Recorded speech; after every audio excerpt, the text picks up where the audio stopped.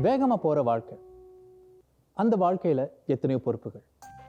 இப்படிப்பட்ட சூழலில் அதே வாழ்க்கைக்கு தேவையான ஒரு சில முக்கியமான விஷயங்களை நாம் நழுவ விட்டுருவோம்.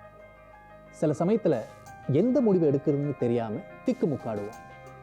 அப்படி நடக்காமல் இருக்க பலருக்கும் தெரியாத இல்லை பலரும் தெரிஞ்சுக்க விரும்பாத விஷயங்களை உங்கள் கண் முன்னால் கொண்டு வரப்போம். நான் சரவணன் ஐயாவும், இது உங்களுக்கு தெரியுமா?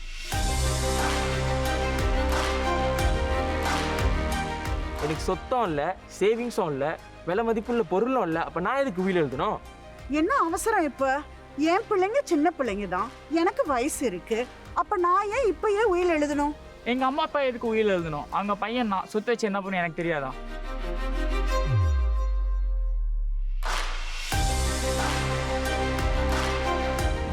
சிங்கப்பூரர்களில் வெறும் 15-25 விழுக்காட்டு மக்கள் மட்டுமே உயில் எழுதியிருக்காங்க. உயில் எழுதுறது அபசகுணமாக பார்க்கப்படுறது ஒரு காரணமாகவும் இருக்கலாம். நெருக்கமான ஒருத்தரோட இறப்பு தாங்கிக்க முடியாத ஒரு விஷயம். ஒரு குடும்பத்தோட வரவு செலவு பொறுப்புகளை கையாண்ட ஒருத்தர் மறையும் போது அந்த இழப்பு பல மடங்காகுது. உயில் இல்லைன்னா என்ன நடக்கும்? குடும்பத்தினர் என்ன கதிக்கு ஆளாகிறாங்க? இவங்க மூலமாக தெரிஞ்சுக்க போகிறீங்க. சில வருடங்களுக்கு முன்பாக எனது தகப்பனார் தவறிவிட்டார். அவங்க தவறத்துக்கு சில வருடங்களுக்கு முன்பாகவே அவர் ஒரு உயில் எழுதணுங்கிற பேச்சு பற்றி பேசிகிட்டு இருக்கும்போது லாயர்லாம் எப்படி போய் பார்க்குறது, எப்படி அணுகிறதுன்னு தெரியலன்னு சொல்லிட்டு இருந்தார். ஸோ அவர் என்கிட்ட கேட்டப்போ நான் அவர்கிட்ட, இப்போது எதுக்கு இதை பற்றிலாம் பேசுகிறீங்க? நீங்கள் ஒன்றும் ஆரோக்கியமாக தானே இருக்கீங்க. ஏதாச்சும் நடந்தாக்கா அபசகுணமாக ஏதாச்சும் நடந்துரும், இல்லை அவங்களுக்கே எல்லா பொறுப்புகளும் முடிச்சிட்டோம், அந்த மாதிரி ஒரு சில வயதானவர்களுக்கு அந்த மாதிரி ஒரு எண்ணம் வந்துருங்கிற பயத்தில் நான் எங்கள் அப்பாவுக்கு இப்போதைக்கு தேவையில்லைன்னு சொல்லி தடுத்துட்டேன்.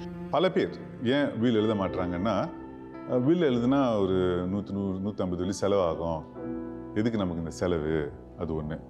நான் உடனே போக போகிறேன், வீல் எழுதிட்டா கொஞ்சம் அசம்பாவிதமாக இருக்குது, ஒரு நமக்கு நாமே டைம் போட்டுக்கிட்ட மாதிரி இருக்குது, அப்படி பல விதமான காரணங்களை மக்கள் பயன்படுத்திக்குவாங்க வீல் எழுதாததுக்கு. அப்பா தவறினதுக்கு அப்புறம் ஒரு 3 மாதம் சென்று வீட்டுக்கு அதிகாரப்பூர்வ லெட்டர் வந்துச்சு HDB-லேருந்து. அதாவது இந்த வீடு ஒருத்தர் பேரில் மட்டும்தான் இருந்துச்சு, செகண்ட் பேர் போடலை. ஸோ அதனால் இப்போ எல்லாத்தையுமே ப்ரூவ் பண்ணணும். அம்மாக்கு என்னமா தெரியும் இப்படிலாம் நடக்கும்னு? என்ன பண்ணுது? இன்னார் தான் இன்னார் கல்யாணம் பண்ணாங்க, நாங்கள்லாம் இவங்களுக்கு தான் பிறந்தவங்க. ஸோ அந்த டாக்குமெண்டேஷன் ஒர்க் பண்ணுறதுக்கு தனியாக நம்ம ஒரு லா ஃபார்முக்கு போய் ஒரு லாயர் என்கேஜ் பண்ண, டாக்குமெண்டேஷன் ஒவ்வொரு டாக்குமெண்டேஷனுக்குமே நம்ம few thousand ஸ்பெண்ட் பண்ண வேண்டியது இருந்துச்சு. If the will was written, this would not have been the case. இதை பற்றி பேச அப்பாட்ட ஒரு வாய்ப்பு கூட கிடைக்கலையம்மா. இப்போ உயில் இல்லைன்னா என்ன மெயின் டிஃப்ரென்ஸ்னால், உயில் இருந்ததுன்னா நீங்கள் உங்கள் சொத்துக்கள் எப்படி போகணும்னு நீங்கள் முடிவு செய்யலாம். ஆனால் உயில் இல்லைன்னா சட்டத்தில் என்ன இருக்குதோ அதுபடி தான் உங்களுடைய சொத்துக்கள் டிஸ்ட்ரிபியூட் பண்ணப்படும். இதில் நடந்த ஒரு நல்ல விஷயம் என்னன்னா, அந்த வீட்டு முழுதாக பணம் கட்டி முடிக்கப்பட்ட ஒரு வீடு. அதுவே இல்லாமல் இருந்துருந்துச்சுன்னா இன்னும் பல சிக்கல்கள் இருக்கிறதுக்கு வாய்ப்பு இருக்கிறது. எங்கே போனாலும் கேள்வி கேட்குறாங்க, எங்கே போய் நான் பதில் சொல்லுவேன்? எனக்கு எதுவுமே தெரியலையே, ஒன்னோடு படிக்கலையே. அந்த நேரத்தில் எங்கள் அம்மா ரொம்ப மனம் முடிஞ்சு போயிருந்தாங்க. ஏன்னா அவங்க அதிக படிப்பறிவு இல்லாதவங்க, ஆங்கிலம் பேச வேண்டிய இந்த மாதிரி அதிகாரப்பூர்வமாக எது செய்யணுன்னாலுமே எங்கள் அப்பா தான் இருந்து கவனிச்சுக்கிட்டாரு. ஸோ அந்த ஒரு நிலை மாறி இப்போ பிள்ளைங்க தான் எல்லாத்தையும் நம்ம சொல்கிறாங்கங்கிறப்போ வயசானவங்களுக்கு ஏற்கனவே அவங்களுக்குன்னு ஒரு பயம் இருக்கும். லைக் நமக்கு ஆங்கிலம் அவ்வளோவா தெரியல, இவங்க சொல்கிறது தான் நம்ம கேட்டுட்டு பண்ணுறோம், இவங்களை ஏமாற்றிடுவாங்களோ. ஏன்னா நிறைய முதியவர்கள் இந்த மாதிரி ஏமாற்றப்பட்டிருக்கிற கதையும் அவங்க கேட்டிருப்பாங்க அவங்க நட்பு வட்டத்தில். யார் பேர்லையும் எழுதி வச்சிடாதீங்க, எல்லாம் நீங்களே வச்சுக்கோங்க, யாரோ வருவாங்க எழுதுறதுக்கு. ஆமாம், சரிம்மா, கிளம்புறோம், போயிட்டு வராங்க. பின்னத்துக்கு வந்தாங்களா? சும்மா நான் என்ன சொன்னா நீங்க கேட்க மாட்டீங்களாமா? யாருக்கெல்லாம் இந்த விஷயம் சாதகமாக இருக்குமோ அவங்கெல்லாம் இன்னும் கொஞ்சம் குழப்பி விடுறதுக்கிட்டே, லைக் நீ பார்த்துக்கோ, யாரையும் நம்ப முடியாது, அந்த மாதிரிலாம் சொல்லும் போது அவங்களுக்கே ஒரு பயம் வரும். நான் உங்க சொன்ன பிள்ளை நான் சொல்ல, நீங்க அதை பற்றி கேட்க மாட்டீங்க? அம்மா கேட்கலம்மா. ஏன்னா அவங்க படிப்பறிவு இல்லாத ஒரு வயதானவர் இப்போ தான் ஒரு வாழ்க்கையில் ஒரு பெரிய அடியை சந்திச்சிருக்காங்க. அப்படிங்கிறப்போ அந்த முடிவெடுக்கிற தன்மை அவங்களுக்கு இருக்காது. ஸோ அதிகமாக எடுத்தறிஞ்சு பேசுவாங்க. அப்புறம் சில நேரத்தில் வந்து லைக் யாரையும் நம்ப முடியாது, நான் யாரையுமே நம்பலை. அப்புறம் சில நேரத்தில் சொல்லுவாங்க, நான் பேசாமல் நானும் உங்கள் அப்பா கூடயே நான் போய் சேர்ந்துருக்கலாம். அப்புறம் பணத்தை பற்றி பேசுகிறது வந்து ரொம்ப ஒரு கஷ்டமான ஒரு முடிவு. வீல் எழுதுறதுனால வந்து நிறைய பெனிஃபிட்ஸ் இருக்குது. ஏன்னா நீங்கள் உயிலை எழுதி கொடுத்துட்டிங்கன்னா ஒரு முடிவு எடுத்தாச்சு. பிறகு யாருக்கும் வந்து அனாவசியமான செலவு கிடையாது, அனாவசியமான மன உளைச்சல் கிடையாது. கடைசியில் வந்து எல்லாம் என்ன சொல்லுவாங்க, இவர் விருப்பப்பட்டது இதுதான், அதுக்கு மேலே வந்து பேச்சுக்கு இடம் கிடையாது. கண்டிப்பாக ஒரு வீட்டுக்கு வந்து ஓனர் தேவை. ஸோ இதில் வந்து எங்கள் அம்மா மொதல் பேர் போட்டு நான் செகண்ட் ஓனர் பிகாஸ் கல்யாணம் பண்ணாமல் இருக்கிறதுனாலையா, இல்லை என் அண்ணன் வந்து கல்யாணம் பண்ணிட்டதுனால லைக் வீடெல்லாம் விற்றுட்டு சம பங்கு கொடுக்குறதா, இந்த மாதிரி நிறைய யோசிக்க வேண்டிய சூழ்நிலைகள் வந்து வந்தது. வீல் இல்லாட்டி வந்து சட்டத்தில் வந்து வெரி ஈஸி ஒரு சிஸ்டம் வச்சுருக்காங்க. ஒரு மனைவி 2 குழந்தை இருக்குன்னு வச்சுங்களேன். ஸோ இறந்து போயிட்டாருன்னா அவருடைய சொத்துக்களை வந்து பாதியாக பிரித்து மனைவிக்கு பாதி, குழந்தைகளுக்கு சரிசமமாக பாதி 2 குழந்தைங்கன்னா 50%, 25-25 அந்த மாதிரி போகும். மனைவி குழந்தைகள் இல்லாட்டி மற்றபடி மற்ற கிளைமெண்ட்ஸ் இருந்தாங்கன்னா மற்ற கிளைமெண்ட்ஸ்க்கு போகும். என்ன வந்து பிரச்சனைகள்லாம் வரும்னா வந்து ஃபேமிலியில் வந்து நீங்கள் ஃபர்ஸ்ட்லி போய் ஒரு லாயரை அணுகணும். யூஸ்வலி நீங்களாவே பண்ணலாம், but most people get a lawyer for this and you do letters of administration. அதுக்கு வந்து நீங்கள் ஃபீஸ் கட்டணும். ஆக்சுவலி இந்த 100-150 வரைக்கும் நீங்கள் கட்டிட்டு போயிடலாம். ஏன்னா நீங்கள் போனதுக்கு பிறகு உங்கள் ஃபேமிலி மெம்பர்ஸ் பல ஸ்டெப்ஸ் எடுக்கணும் உங்களுடைய சொத்துக்களை வந்து செப்பரேட் பண்ணுறதுக்கு. அந்த நேரம் பண்ணும்போது வேறு யாராச்சும் வந்து இல்லை எனக்கு தான் உரிமை இருக்குதுன்னு சொல்ல ஆரம்பிச்சிட்டாங்கன்னா அங்கே தான் உங்களுக்கு தலைவலி வரும். நீங்கள் இதில் ஒரு சைன் வச்சா போதும், இன்னொரு சைனில் வச்சா போதும், அவ்வளோதான். ஏம்மா எனக்கு எதுக்குமா இந்த கையெழுத்து? நான் லாயர் பார்த்து வந்துட்டேம்மா, எல்லா ப்ராப்ளமும் சால்வ் ஆயிரும். இது தமிழ் கூட இல்லைம்மா, எனக்கு ஒன்றும் தெரியல. தமிழ்லாம் பேப்பர் ஒர்க் செஞ்சுட்டு இருக்க முடியாதுமா. ஒரு கட்டத்தில் வந்து எனக்கு சில வார்த்தைகள் என்னால் ஜீர்ணிக்க முடியாததுனால நான் வீட்டை விட்டு வெளியே இருந்தேன். நீங்கள் இதுக்கப்புறம் ஏதோ வேணாலும் பண்ணிட்டு போங்க, நீங்கள் என்னை கேட்டுட்டு இருக்கா, என்னை தேடாதீங்க, நீங்கள் ஏதோ செஞ்சுட்டு போங்க.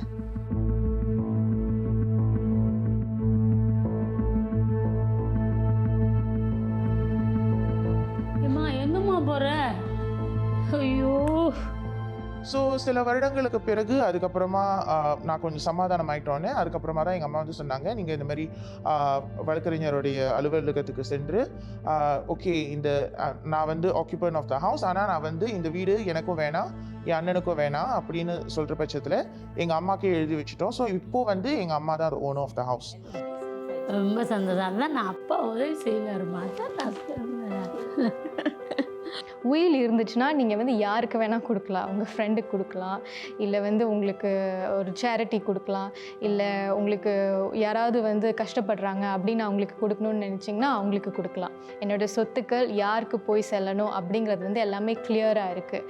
ஆனால் அந்த உயில் இல்லைன்னா இது வந்து இவங்களுக்கு போகணுமா அவங்களுக்கு போகணுமா அப்படின்னு அதை டிட்டர்மின் பண்ணுறக்கே வந்து கொஞ்சம் காலம் எடுக்கலாம். ஸோ நிச்சயமாக வந்து ஒரு உயில் எழுதப்பட்டு இருந்துச்சுன்னா அப்போது அந்த காலகட்டத்தில் எங்கள் அப்பாவுக்கு நான் ஒரு முட்டுக்கட்டை போடாமல் உங்கள் மனசுக்கு எது சரின்னு படுது அப்படி பண்ணுங்கன்னு நான் விட்டுருந்தேன்னாக்கா இவ்வளோ மன உளைச்சல் வந்திருக்கிறதுக்கு வாய்ப்பு இல்லை. இன்வெஸ்ட்மெண்ட்ஸ் ப்ராப்பர்ட்டிஸ் மூலமாக உங்கள் கைக்கு பணம் வந்திருக்கலாம். திருமணம், மறுமணம், விவாகரத்து, இதில் ஏதாவது ஒன்று நடந்திருக்கும். பிள்ளை பிறந்திருக்கலாம், சமீபத்தில் தொழில் ஆரம்பிச்சிருக்கலாம், புது வீடு வாங்கியிருக்கலாம். இதில் ஏதாவது ஒன்று நடந்திருந்தாலும் உயில் எழுதுறதை பற்றி நீங்கள் யோசிச்சாகணும். 21 வயசு, இந்த வயசுலேருந்து உயில் எழுத ஆரம்பிக்கலாம். அடுத்து நம்ம பார்க்க போகிறவங்களுக்கு உயில் இருக்குது, ஆனால் அதை அரசாங்க நிறுவனங்கள் ஏற்றுக்க மறுத்தாங்க. என்ன ஆச்சு? இடைவேளைக்கு பிறகு.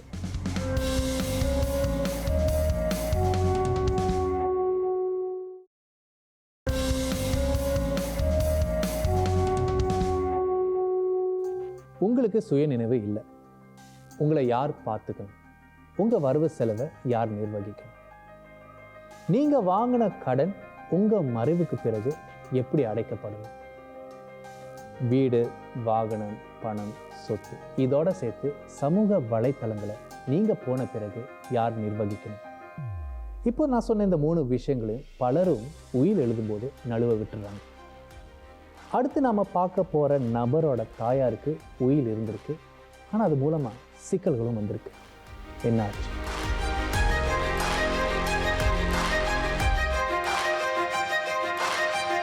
ஸோ அம்மாவுக்கு ஆக்சுவலி வந்து ஹார்ட் ப்ராப்ளம் இருந்துச்சு, ஹார்ட் இஷ்யூஸ் இருந்துச்சு. ஒரு 15 வருஷமாக வந்து ஆக்சுவலி வந்து அவங்களுக்கு ஹார்ட் ஃபெயிலியர் இருந்துச்சு. ஸோ ஒரு ப்ரொசீடியர் போனால் கொஞ்சம் ஹார்ட் பெட்டராக இருக்கும்னு சொல்லிட்டு போனாங்க. ஸோ அதனால வந்து காம்ப்ளிகேஷன்ஸ் வந்ததுனால அந்த காம்ப்ளிகேஷனால அவங்க ஆக்சுவலி கோமாக்கு போனாங்க.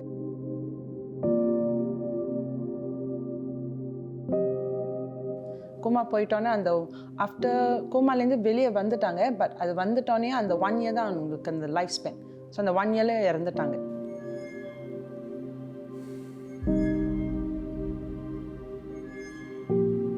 ஸோ சில பேர் வந்து இந்த மாதிரி ஹாஸ்பிட்டலைஸ் அந்த மாதிரி ஸ்டேஜுக்கு வந்த அப்புறம் தான் உயில் எழுதணும் அப்படிங்கிறதெல்லாம் வந்து யோசிப்பாங்க. ஆனால் அந்த தருணத்தில் வந்து உயில் எழுதுறதுக்கு வந்து அந்த கெப்பாசிட்டி வந்து அவங்களுக்கு இல்லாமல் போயிடும். அதனால் அந்த மாதிரி சிச்சுவேஷன் வர வரைக்கும் நீங்கள் வந்து காத்திருக்காம முன்னாடியே வந்து இதுக்கு பிளான் பண்ணுறது வந்து சிறப்பாக இருக்கும். Okay, do you know if your mom has any assets? I mean, we've got the house. There was some cash. I think she had like 2 different bank accounts. So actually அம்மா வந்து ரொம்ப கம்ப்ளீசன். எனக்கு ஒன்றும் நடக்காது, எதுவுமே நடக்காது. ஸோ நான் என்னத்துக்கு எழுதணும் அந்த வீல். ஸோ அம்மா ஹாஸ்பிட்டல் இருக்கிறப்ப வந்து ஒரு ஃப்ரெண்ட்ஸில் வந்து விசிட் பண்ணாங்க. So one of the friend வந்து ஆக்சுவலி வந்து லாயர்.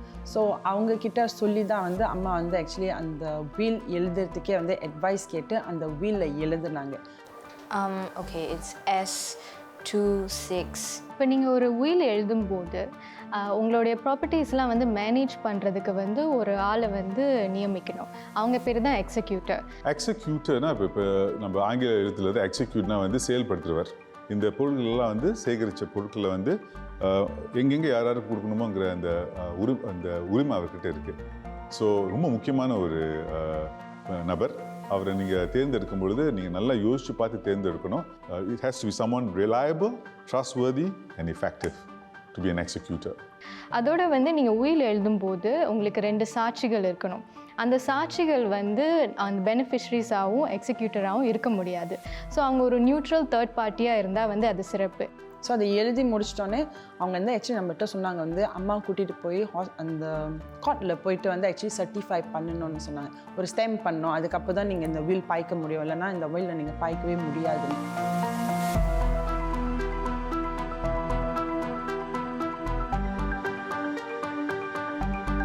ஸோ நம்ம வந்து அந்த வீல் சரி எழுதியாச்சு அப்படின்னு சொல்லிட்டு வச்சிருக்கப்ப வந்து நம்ம வந்து டோட்டலாக மறந்துட்டோம். ஏன்னா அந்த 1 இயரில் வந்து அம்மா in and out and plus வந்து அந்த சேமியை வந்து அப்பாவும் இறந்துட்டாங்க. ஸோ நம்மளுக்கு டோட்டலாக அந்த வீலை பற்றி டோட்டலாக மறந்துட்டோம். அந்த எக்ஸிக்யூட்டர் வந்து அந்த கிராண்ட் ஆஃப் ப்ரோபேட் அப்ளை பண்ணும்போது அந்த வில்லோட காப்பியை வந்து சப்மிட் பண்ணணும். அந்த வில் வந்து ஒரு சர்டிஃபைட் ட்ரூ காப்பியாக இருந்தால் தான் வந்து அந்த நீதிமன்றமும் அதை ஏற்றுக்கும், இல்லை மற்ற இன்ஸ்டிடியூஷன்ஸும் வந்து அதை ஏற்றுக்கும். ஸோ அம்மாவுக்கு வந்து ஆக்சுவலி நம்ம வீடு 5 ரூம் HDB ஃப்ளாட், அதுக்கப்புறம் நெகை, CPF இருந்துச்சு, கொஞ்சம் சேவிங்ஸ் பேங்கில் இருந்துச்சு. ஸோ அந்த வீல் படி பார்த்தா வந்து ஆக்சுவலி எனக்கு 2 தம்பிக்கு ப்ளஸ் அவங்க தங்கச்சிக்கு இந்த 4 பேருக்கும் போகணுன்னு சொல்லிட்டு அந்த வீலில் எழுதியிருந்தாங்க. Hello. Hi, I'm from the HDB. Okay. Just to inform you that your will settle is not yet certified. You won't accept the will. அம்மா இறந்துட்டோன்னே அந்த HDBயில் போய் டாக்குமெண்ட் சப்மிட் பண்ணுறப்ப வந்து ஆக்சுவலி கேட்டாங்க. ஏன்னா அம்மா வீடு வந்து ஆக்சுவலி ஜாயிண்ட் டெனன்சி. ஸோ அம்மா பேரில் தாத்தா பேர்லலாம் இருந்துச்சு. ஸோ அது இருந்தப்போ வந்து த நெக்ஸ்ட் கொஸ்டின் நாங்கள் கேட்டப்போ வந்து சரி நீ டாக்குமெண்ட்ஸ் அப்போ எங்கே உங்கள் தாத்தா? ஸோ ஆக்சுவலி எங்கள் தாத்தா வந்து நான் சின்ன பிள்ளையாக இருக்கிறப்ப இறந்துட்டாங்க. ஸோ ஆனால் அது அந்த HDBக்கு இவ்வளோ வருஷமாக தெரியவே தெரியல இந்த மாதிரி அவங்க இறந்துட்டாங்க. ஸோ நான் சொன்னேன் இறந்துட்டோன்னு சொல்லிட்டேன்னா அப்போ அவங்க சொன்னாங்க ஓகே இறந்துட்டா வந்து உன்னோட மற்ற தாத்தாவோட பிள்ளைங்க எல்லாமே வரணும். ஸோ இந்த வீடை நீங்கள் விற்க போகிறீங்கன்னா வந்து தாத்தாவோட பிள்ளைங்க அவங்களோட லைக் பேர பிள்ளைங்க இவங்க எல்லாமே வரணும்னு சொல்லிட்டாங்க, எல்லாமே இன்வால்வாக இருக்கணும்னு சொல்லிட்டாங்க. அதனால தான் வந்து நான் போய் ப்ரைவேட் லாயர் பார்த்தேன். ப்ரைவேட் லாயர் பார்த்துட்டோன்னு தான் வந்து சொன்னால் கன்ஃபார்ம் இந்த மாதிரி காம்ப்ளிகேஷன்ஸ்லாம் வரும். ஏன்னா வந்து உனக்கு ஒரு வீல் இல்லை, ஒரு certify will. This will is not certified. அவள் பார்த்துட்டோன்னு நான் சொன்னேன் ஆக்சுவலி வந்து அம்மாவோட ஃப்ரெண்ட் தான் எழுதுனாங்க, ஒன்று வந்து அந்த லாயர் தான் எழுதுனாங்க. ஸோ அவள் அதை பார்த்துட்டோன்னு அவள் சொன்னால் இரு நான் அது வந்து பார்க்குறேன் இது வந்து சர்டிஃபையா இல்லையான்னு, இதை நீ யூஸ் பண்ண முடியுமான்னு நான் பார்க்குறேன்னு. Let me submit this to the court and let them actually to revert back to see whether this will is acceptable or not. So அதை செக் பண்ணிவிட்டு அப்புறம் தான் வந்து சொன்னாங்க ஆக்சுவலி வந்து இதை வந்து கரெக்டான ஃபார்மேட்டில் எழுதியிருக்காங்க. ப்ளஸ் வந்து என்ன பண்ணுவாங்கன்னா அந்த விட்னஸோட ஃபோன் நம்பர் இனிஷியல் அங்கே இருக்கும், அவங்களுக்கு ஃபோன் அடித்து வேறு கேட்பாங்க. தே வில் வெரிஃபை அவங்க எழுதுனாங்களா இல்லையான்னு. அண்ட் ப்ளஸ் அந்த கரெக்ட் யூஸ் ஆஃப் வேர்ட்ஸ் அந்த ஃபார்மேட் இருந்தனால வந்து the court say okay this thing is actually valid. So they give me the probate. அப்புறம் என்னைய அட்மினிஸ்ட்ரேட்டராக ஆக்கிட்டு அதுக்கப்புறம் தான் வந்து அந்த வீலை வச்சு தான் வந்து நாங்கள் எல்லாத்தையும் வந்து டிவைட் பண்ணி என்னென்ன செய்யணுமோ 1.5 year எடுத்துச்சு அந்த வீட்டு இஷ்யூ செட்டில் பண்ணுறதுக்கு மட்டும். இப்போ பெரும்பாலான சிங்கப்பூர் மக்களுக்கு வந்து ஒரு வீல் எழுதணும்னா ஆக்சுவலி 2 செஷன் போதும். முதல் தரம் வந்து பேசிட்டு நம்ம சொல்லுவோம் இதெல்லாம் கொண்டு வாங்கன்னு.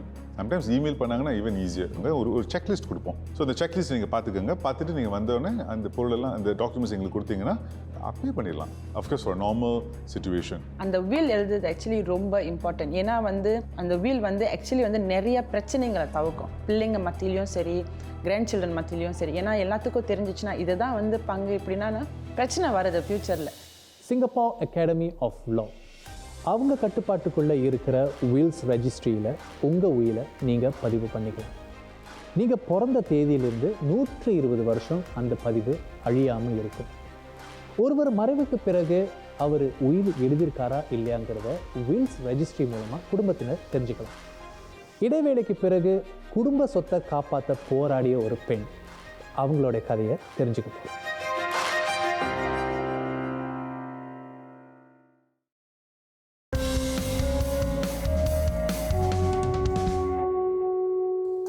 உயில் இல்லாமல் போனதுனால ஒன்றா ஒத்துமையாக இருந்த எத்தனையோ குடும்பங்களில் பிரச்சனைகள், வாக்குவாதம், கைகலப்பு நடந்திருக்கு. ஒருவரோட மறைவின் துக்கத்துக்கு மேலே இப்படி ஒரு மாறும். அடுத்து நம்ம பார்க்க போகிறது சட்டப்படி சொத்தை பிரித்து கொடுக்க கஷ்டங்களை எதிர்நோக்கின ஒரு குடும்பம்.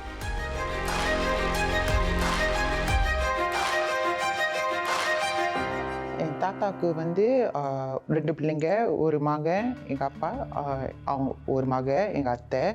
ஸோ எங்கள் அத்தை இறந்து போயிட்டாங்க. ஸோ எங்கள் அப்பா ஒண்டி தான் வாஸ் லெஃப்ட்.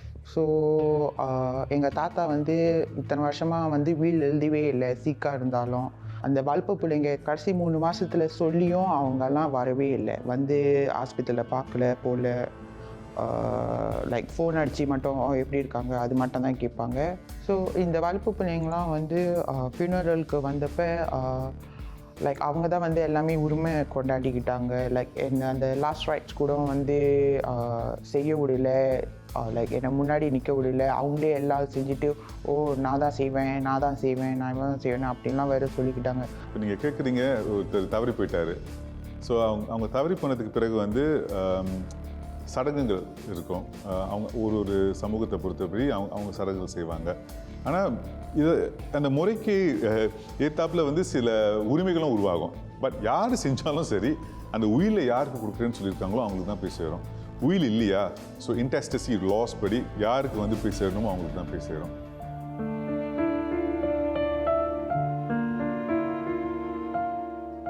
சரிண்ணே, சொத்து பற்றி என்ன செய்யலான்னு சொல்லுங்கள், ஃபோன் அடிங்க. வீட்டு வெளியாகும், இன்னும் பேசாதீங்க. வீட்டு வெளியாகும், போங்க போங்க போங்க போங்க. ஆஃப்டர் த ஃபியூனரல் அவங்க வந்து பிரச்சனை பண்ண ஆரம்பிச்சிட்டாங்க. சொத்துக்கு யாருக்கு வந்து சொத்து போவோம், யாருக்கு சொத்து எப்படி பிரிப்பாங்க, என்ன இருக்குது ஏது இருக்குது எல்லாம் வந்து குறைய ஆரம்பிச்சிட்டாங்க. பட் ஆக்சுவலி உயில் இருந்துச்சுன்னா அது மாதிரி பண்ணக்கூடாது. ஸோ இதுவும் ஒரு டேக் அவே பாயிண்ட்டாக இருக்கணும். ஸோ சென்டிமெண்ட்லாம் நம்ம கொடுக்கணும்னு நினச்சா கூட இந்த உயில் இருந்துச்சுன்னா உயில் வந்ததுக்கு பிறகு யாருக்கு போகணுமோ அவங்கக்கிட்ட கொடுத்துட்டு அவங்க கையால் கொடுக்க சொல்லுங்கள். இப்போ உயில் இருந்தால் கூட சில பேர் என்ன சொல்லுவாங்கன்னா, என்னுடைய அம்மா அப்பா வந்து அவங்க சரியான மனநிலையில் இல்லை, அவங்க அந்த நேரத்தில் வந்து கோபத்தில் அப்படி எழுதிட்டாங்க, ஆனால் வந்து இந்த உயில் வந்து செல்லக்கூடாது அப்படின்லாம் வந்து சேலஞ்ச் பண்ணுவாங்க. அப்படி உயில் இல்லாத தருணத்தில் கூட சில பேர் வந்து அன்ஹாப்பியாக இருக்கிறதுக்கு வந்து வாய்ப்பு இருக்குது. ஆனால் என்ன டிஃப்ரென்ஸ்னால், உயில் இல்லைன்னா வந்து அவங்க அன்ஹாப்பியாக இருந்தாலும் இல்லாட்டியும் வந்து அந்த லா படி தான் வந்து அவங்களுடைய ப்ராப்பர்ட்டி வந்து டிஸ்ட்ரிபியூட் பண்ணப்படும். ஸோ எங்கள் அப்பாவும் வந்து ரொம்ப சீக்காக இருந்தார், படிக்க இருந்தார். ஸோ எங்கள் அத்தையும் இல்லை. இந்த ஒரு சிச்சுவேஷனை வந்து அவங்களுக்கு சாதகமாக ஆக்கிக்கலான்னு பார்த்தாங்க. எதுக்கு இங்கே வந்திருக்கீங்க? சரி மாலதி, நீ சொல்லு, அப்பா சொத்தை எப்படி பிரிக்க போகிறேன்னு. தாத்தா இறந்தே 3 நாள் ஆகுது, இப்போ வந்து சொத்துன்னு கேட்டா?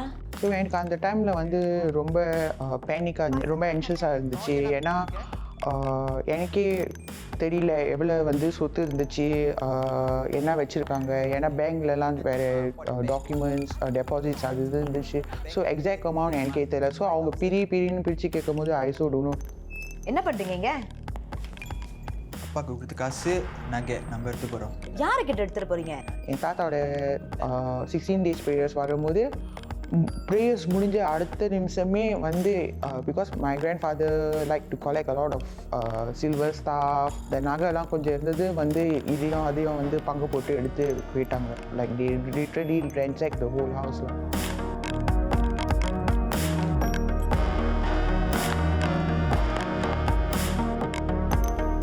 அப்போ தான் அந்த லா ஃபார்ம் தேடி போகும்போது it was a relief that at least you get some truth from there.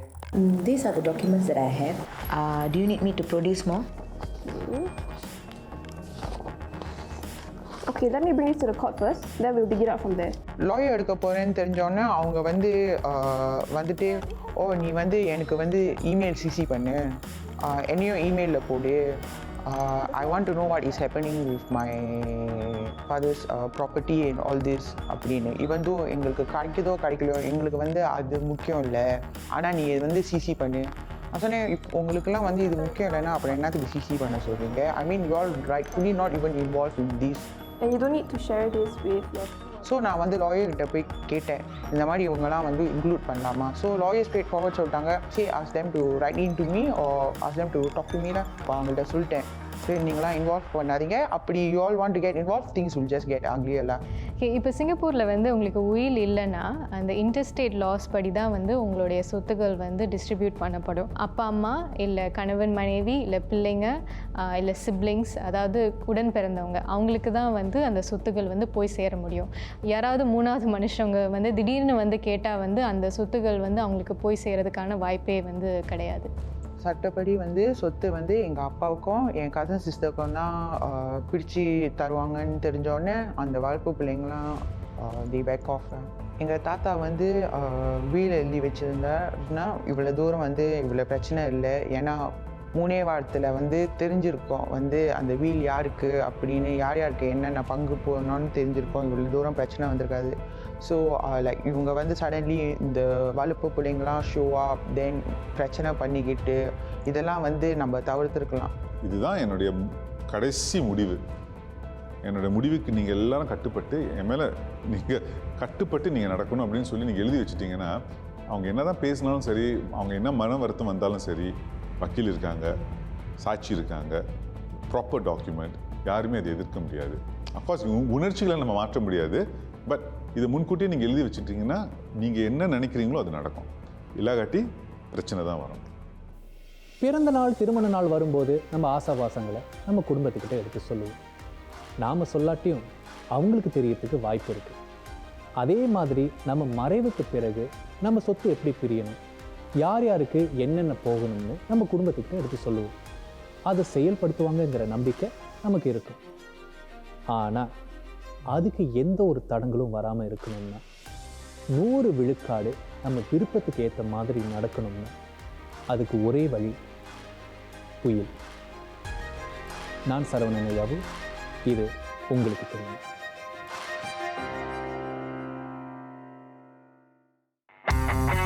Firstly என்ன பண்ணணும்னா உங்களுடைய பொருளெல்லாம் என்னென்ன பொருள் இருக்குங்கிறத வந்து நீங்கள் யோசிச்சு வச்சுக்கணும். எங்கே ஷேர்ஸ் இருக்கும், சில நேரத்தில் நகை இருக்கும், சம்டைம்ஸ் சேஃப் டெபாசிட்டில் இருக்கும். ஸோ உங்களுடைய பொருளெல்லாம் நீங்கள் இதுதான் என்னோடய பொருள்னு நீங்கள் சொல்லிட்டீங்கன்னா உங்களுடைய வருங்கால சந்ததிகளுக்கு வந்து வேலை குறைச்சலாக இருக்கும்.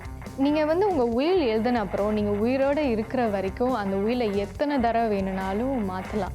அந்த உயிலை கொடுக்குறவங்க, அந்த உயிலை வந்து அந்த பொருளை கொடுக்குறவங்க வந்து மனமாற கொடுக்குறாங்கிறத வந்து நம்ம தீர்மானிக்கணும். That's point number 1. Point number 2 is அந்த மனமாற கொடுக்குறவங்க மனநிலை சரியாக இருக்கணும். இப்போ உயில் எழுதின பிறகு அதை வந்து ஒரு பாதுகாப்பான இடத்துல வந்து நீங்கள் வைக்கணும். ஒரு சேஃப் டெபாசிட் பாக்ஸில் வைக்கலாம், இல்லை சில லா ஆஃபீஸர்ஸ்லேயும் வந்து அவங்க அந்த மாதிரி சேஃபாக வச்சுக்கிறதுக்கு வந்து அவங்க சர்வீசஸ் இருக்குது, அதை வந்து நீங்கள் பயன்படுத்தி. ஸோ உயிலோடு ரொம்ப சம்மந்தப்பட்ட இன்னொரு விஷயம் என்னென்னா வந்து உங்களுடைய சிபிஎஃப் பணம். அதுக்கு நீங்கள் வந்து நிச்சயமாக வந்து சிபிஎஃப்பில் போய் நாமினேஷன் பண்ணிடணும். அது ரொம்ப ஈஸி, தயவு செஞ்சு அதையும் பண்ணிடுங்க.